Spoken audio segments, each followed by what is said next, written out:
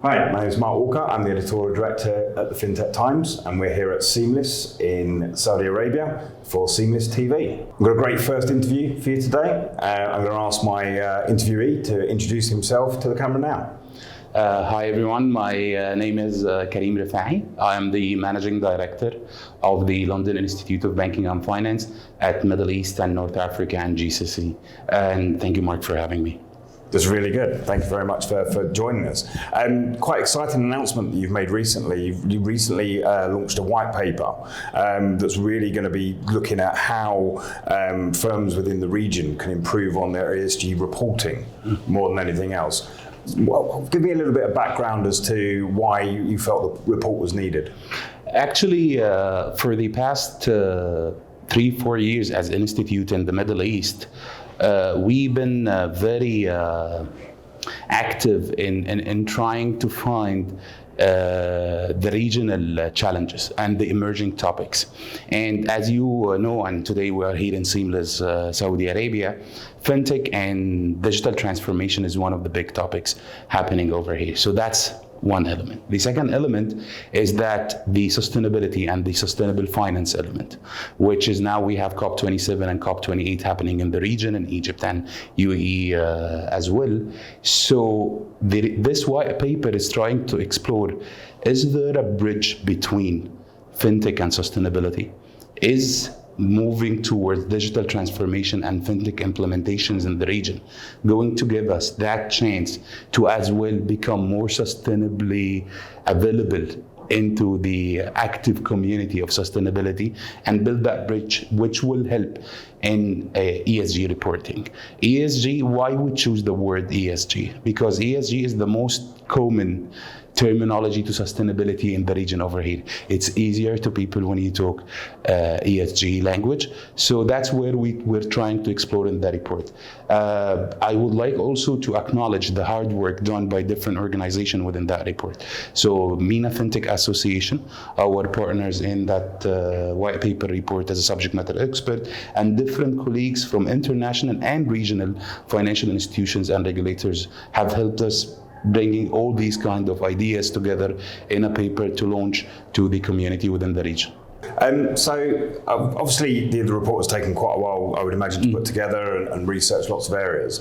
Is there any sort of key technology sort of takeaways that you've got from it? I noticed reference in the report to utilising some new technologies to actually enable reporting to be done better. Yes, now recently, if we would like to speak about fintechs and banks and financial institutions, the major challenge is to be able to assess, if we take, for example, the environmental impact of your own organization, for example,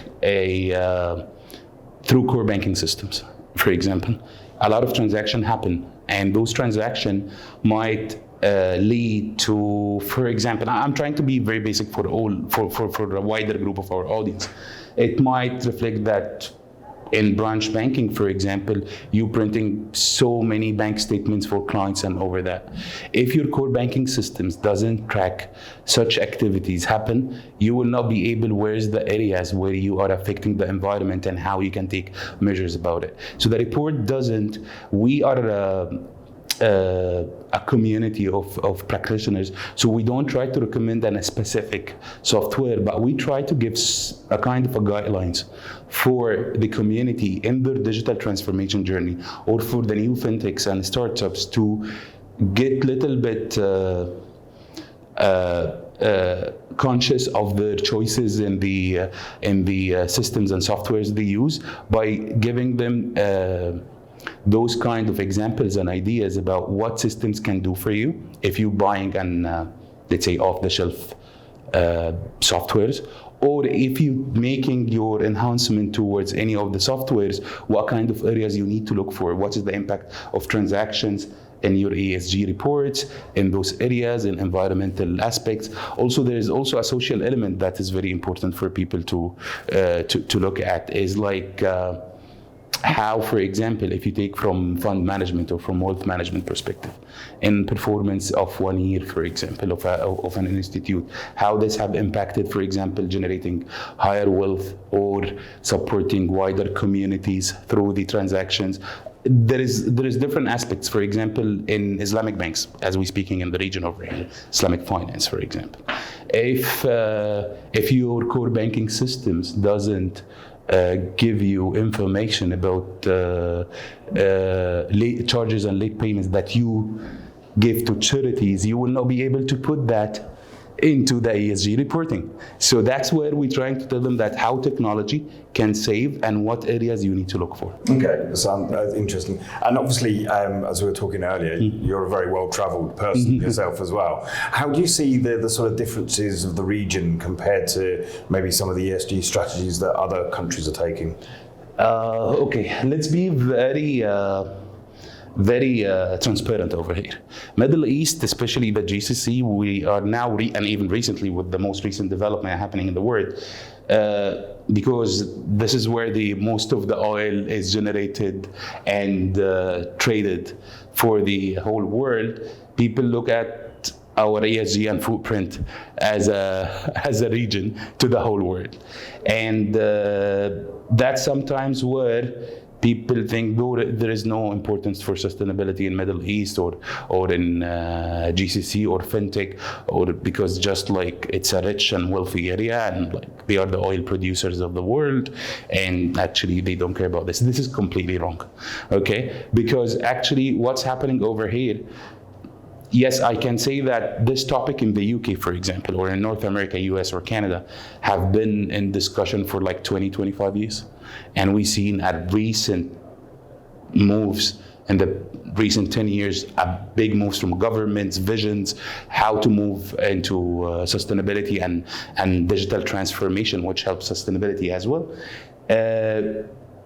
In Middle East, yes, the last 5 years we start thinking about this. It's recent development, but the steps taken in the Middle East, I would say, have been very quick, very fast, and it's making the gap between what's happening in Europe or the North America side of the world.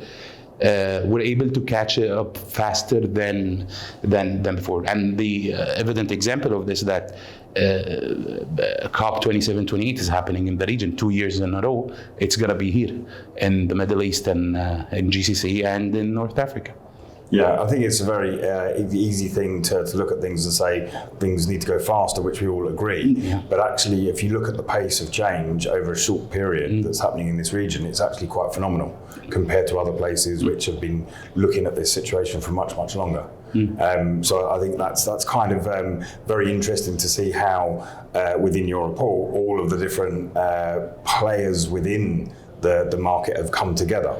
And sort of thinking about that, has there been any other things that have come out of all those groups coming together, like business opportunities or other things that have been identified from that? Yes, and there is something interesting out of your comment before I answer this question is also it's worth mentioning, and we touch base that on the report but very lightly, is about also why the pace of change in the Middle East is always so fast, because it's a young population region.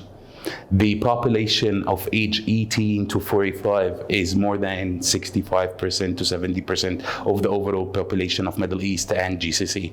So when you have that age group as your engine, they are the more globalized citizens of the world. They are more tech savvy than other generations. They are the ones who are now driving the change. Okay, in leadership position, they've been empowered from governments, from different institutions to take positions at early age of CEOs, ministers. We see ministers age 30 in different countries. We find all these dynamics happening over there. That's why the pace is very quick. So that's one of the aspects, and it's an ESG aspect because it also shows how it moves. As we always have a great opportunities. I'll give you an example. Last year, we issued a report as well, a white paper. And out of that white paper, as the London Institute of Banking and Finance, we established an educational program. And the program was about Fintech Sustainable Alliance Group that have decided to make a program that teaches fintech and sustainability in a 12 weeks program out of practitioners for people who are interested in the topic. And out of this white report, we expecting also that we receive those kind of reactions. Like some of those reports get downloaded for like 50,000, 60,000 readers in the first 6 months or something like that. So it's always an opportunity for us. So the white paper is our start of showing a potential roadmap towards supporting and driving change. Then the second element that comes after that is educational element, that people want to know, okay, this is the report, I believe in it, I see the opportunities, how can I take this into action? So this is where we try to develop more of an strategic action planning programs related to those technical topics to support people from executive level to like general management to even like fresh grads and young generations through different elements of education to be able to give them more depth to the solution that they would try to sort within their own organizations. It's interesting, as I said, I find that obviously white papers tend to be the start of something, not the finish, are they? So a lot of work ahead. I was going to ask you sort of like, what's your expectation for the timescales and what's going to come, you know, maybe in the next year or so? Where will we be in a year's time? Yeah, I would say that we will be driven by reaction sometimes. Not only the proaction was the white paper. So we as a collectively practitioners and different institutes and regulators have came in together and spoke about us and what we're trying to do and where is the potential. And there's a lot of unanswered and open-ended questions within the report. It's down to the community who is going to take this to deliver to in-ground and to customers, to different stakeholders of their own organization, to shareholders as well. So that's where we're waiting for the reaction of the white paper. Because, for example, last year white paper have generated an educational program. Maybe this white paper this year will create an educational program or create maybe a conference or more of a talks or more of research-based work. And it's very important also to highlight that within the report we had different regulators like the IFC, Abu Dhabi Global Markets, free zone regulators, and even Central Bank of UAE and different Arab Monetary Fund, different regulators. And it's very interesting to see even regulators are motivated maybe as much or more than the commercial side of the business to push the transformation, to push the ESG reporting, to push the sustainability initiatives, which is making the chances great. And I always invite, when I go to the UK or when I go to North America, and we talk about Middle East, it's always an interesting topic, you know, for people to understand what's happening in the industry in the Middle East. I always invite those fintech investors, VCs, and as well different stakeholders to come and watch and see what's happening in the Middle East, because there is so much opportunity, there's great opportunities to collaborate, to establish, to do these kind of things, as well as much it's going to give them a potential of growth in the region. So I would say it's a bit early. We've just published yesterday. It's a bit early to have a specific idea of what's next, but I believe that action, definitely as an institute, we will support education programs happening out of the white paper reaction, but as well as a thought leadership and a think tank within the region. We would love to participate with other institutes or organizations about the more details out of the white paper.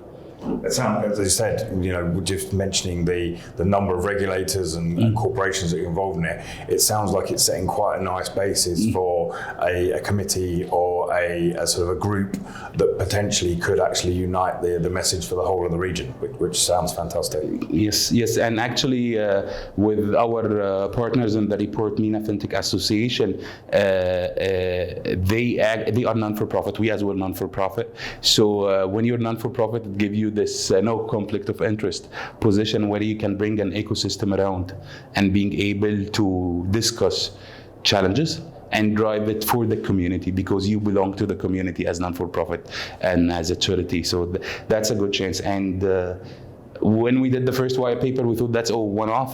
Now we've been asked, like, okay, when is the next one? When is the next one? So we're doing a lot of research on white papers, not only for, like 6 months back, we launched something about payments, for example.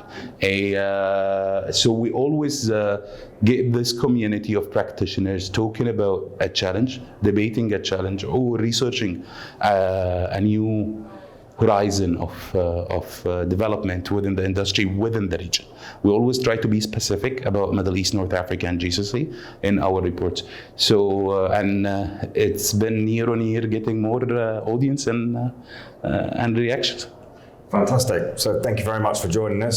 I really look forward to reporting on the feedback once people have had a chance to digest the report. Thank you for joining us. Mark, thank you so much for your time. Thank you for the audience who have been listening to us. And it's a great pleasure to be here in Saudi Arabia and to meet with you and the team. Thank you so much.